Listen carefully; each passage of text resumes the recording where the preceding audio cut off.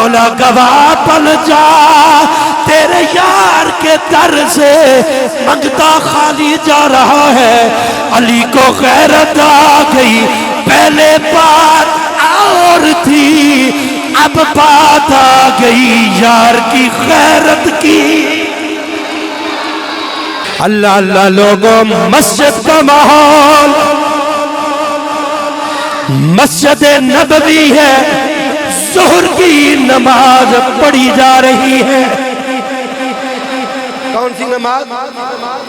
ظہر کی نماز پڑھی جا رہی ہے.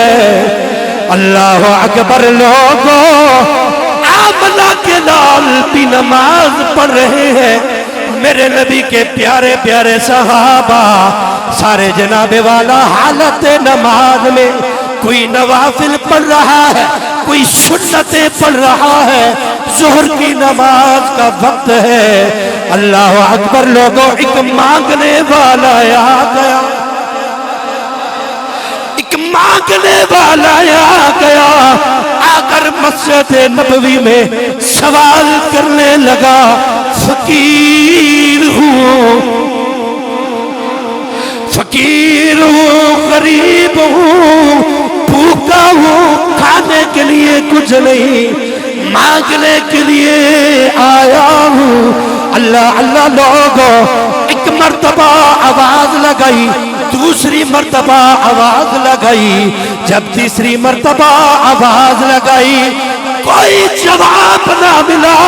بلند آواز سے کہنے لگا, اے میرے مولا گواہ رہنا اس بات پر, تیرے یار کی مسجد میں آیا تھا, سوال کیا ہے, خالی پلٹ کے جا رہا,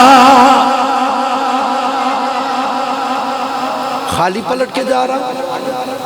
آواز لگائی بلند آواز سے, لیکن میرے نبی کا کلمہ پڑھنے والوں فریاد نکل جائے گی. ادھر جناب والا قریب میرے مولا علی نماز پڑھ رہے, 3 مرتبہ آواز لگائی منگتے نے, کوئی بھی جب نہ بولا. جب اس نے آواز لگا کر کہا, مولا گواہ بن جا تیرے یار کے در سے منگتا خالی جا رہا ہے. علی کو غیرت آ گئی, پہلے بات اور تھی اب بات آ گئی یار کی غیرت کی. اب یار کی غیرت کی بات آ گئی. حضرت مولا کائنات کے جیب میں کچھ نہیں, دستے مبارک پہ انگوٹھی ہے. پیارے مولا علی نے ہاتھ بڑھایا, مولا علی نے ہاتھ بڑھایا, منگتا آگے بڑھا, انگوٹھی اتاری, انگوٹھی اتار کے لوگوں کا عجب کی بات, مطلب پورا ہو گیا, کام ہو گیا. منگتے کو چاہیے تھا چلا جاتا, لیکن لوگوں منگتا گیا نہیں. آدھر بیٹھے ہو, دیکھیں مانگنے آیا تھا, انگوٹھی مل گئی, انگوٹھی پہ بعد میں بات کرتا ہوں, انگوٹھی مل گئی, بات پوری ہوگی, بس چلا جا. لیکن میرے نبی کا کلمہ پڑھنے والوں منگتا گیا نہیں, منگتا گیا نہیں, کھڑا ہو گیا. جب تاجدار انبیاء نماز پڑھ کے فارغ ہوئے, جب سرور انبیاء نماز پڑھ کے فارغ ہوئے, میرے آقا کا کلمہ پڑھنے والوں فوراً گیا میرے نبی کی بارگاہ میں, جا کے عرض کرنے لگا, میرے محبوب آپ کی مسجد میں آیا تھا مانگنے کے لیے, خالی جانے لگا تھا, کرم ہو گئے. میرے محبوب نے دیکھی انگوٹھی, فرمایا انگوٹھی تو میرے علی کی ہے, کدھر سے لائے ہو؟ عرض کرتے میرے آقا, جب کسی کا جواب نہ آیا, ایک علی کا جواب آیا. تاجدار انبیاء کا کلمہ پڑھنے والوں, گویا منگتا ہمیں بتانا چاہتا تھا یا اللہ جڑا جملے تے بولے اسے حیدری رنگ عطا کر.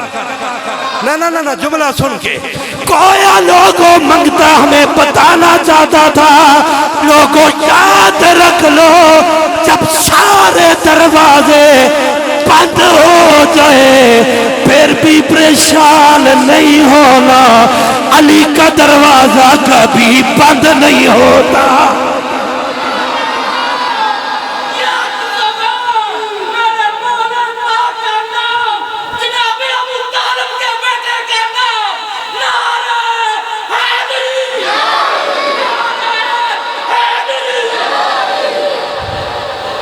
اچھا ایک بات سنو, آپ آئے نماز پڑھنے کے لیے, ماشاءاللہ بولو صحیح, آپ آئے نماز پڑھنے کے لیے.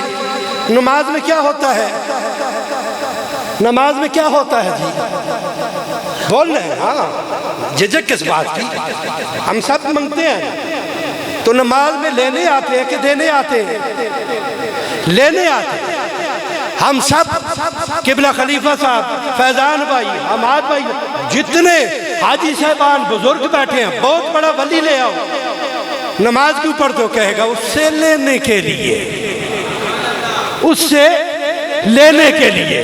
کوئی ایسا بھی دیکھا ہے جو نماز میں لے بھی رہا ہو اور نماز میں ہی دے بھی رہا ہو؟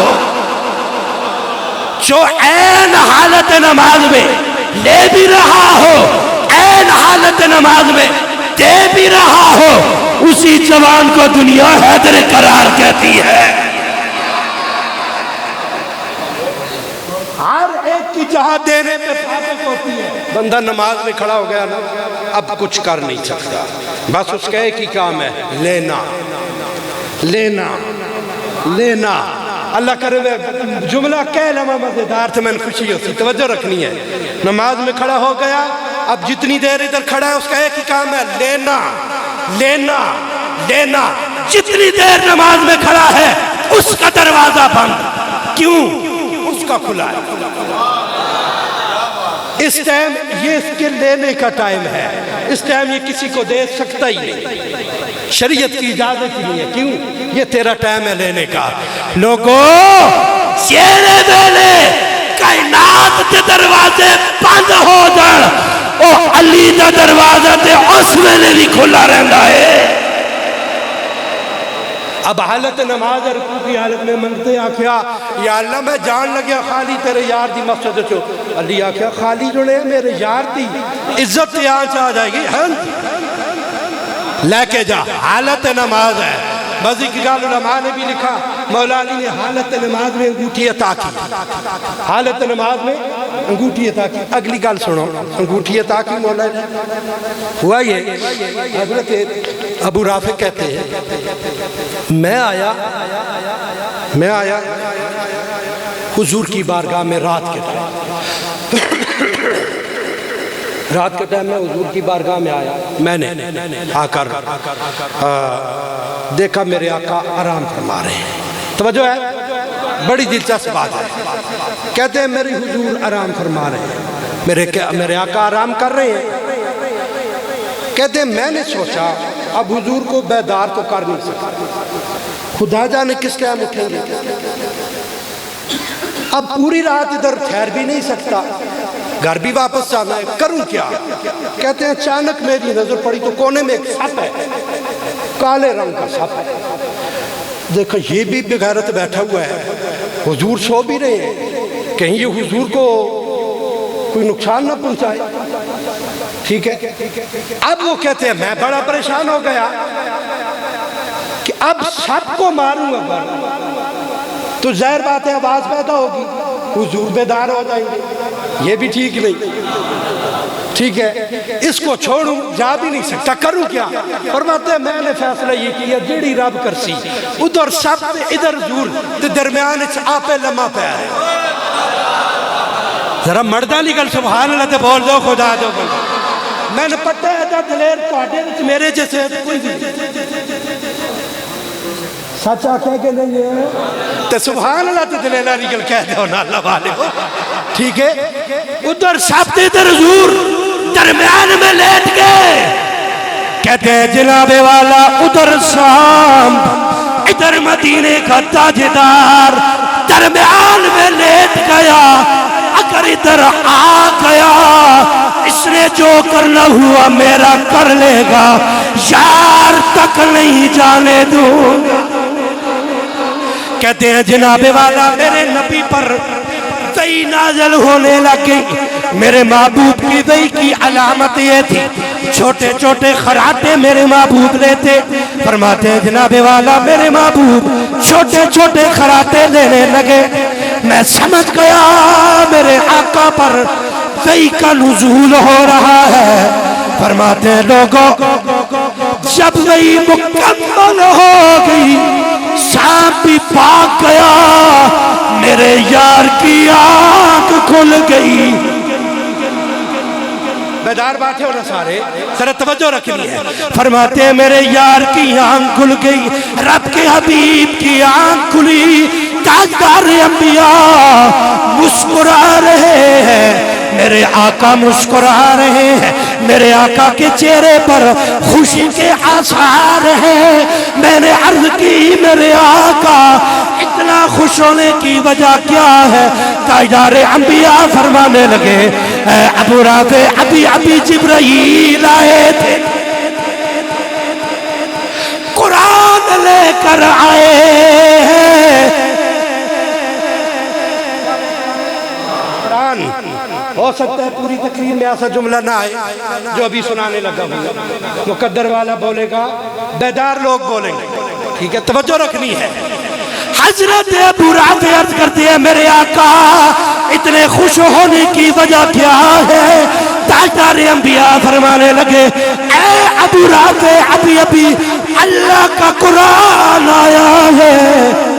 حضرت ابو رافع بھی بڑے سمجھدار تھے، ہاتھ جوڑ دھیان کرتے ہیں سنیا یارا اے دو جہاں کے والی، قرآن تو روز نازل ہوتا ہے، آج اتنے خوش ہونے کی وجہ کیا ہے؟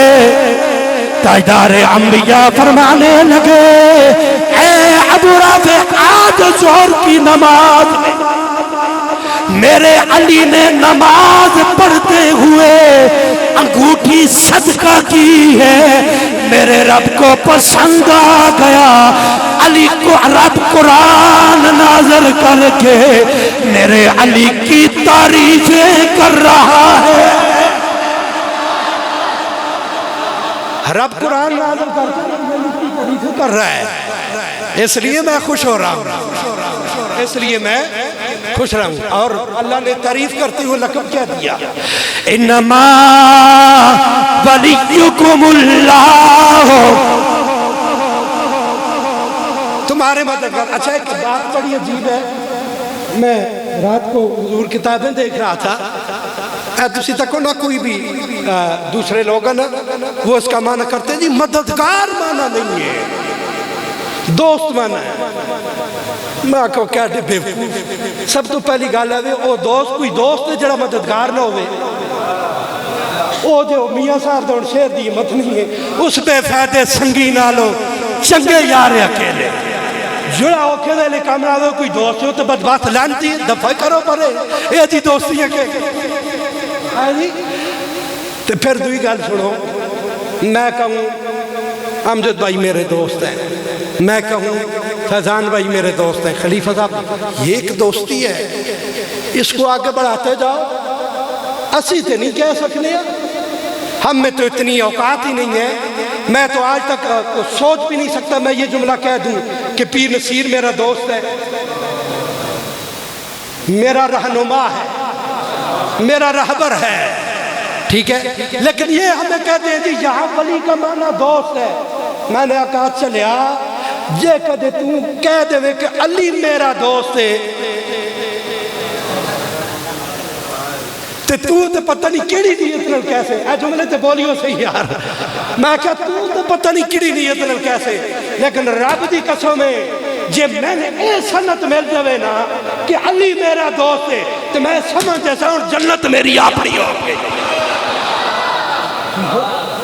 یہ جی اس کا معنی دوست ہے، میں کہا جی علی دی دوستی مل جاتے اور کی چاہیے چلے ٹھیک ہے۔ اور ایک اور بات دیکھو، انما ولیکم اللہ ورسولہ والذین آمنوا الذین یقیمون الصلاۃ ویؤتون الزکاۃ وہم راکعون، وہ تمہارا مددگار ہے اللہ، اس کا رسول، اور وہ جس نے حالت نماز میں زکوٰۃ دی، حالت نماز میں زکوٰۃ دی یعنی خیرات کی، انگوٹھی صدقہ کی۔